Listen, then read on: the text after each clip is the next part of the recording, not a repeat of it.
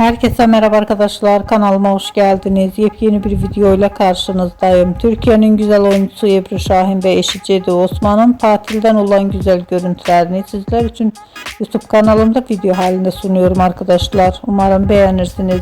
Videomu beğendiyseniz kanalımı izlemeyi ve bildirim butonuna basmayı unutmayın. Ebru Şahin ve Cedi Osman'a dair video, haber ve fotoğrafları görmek istiyorsanız da kanalımı izlemeyi unutmayın sakın arkadaşlar.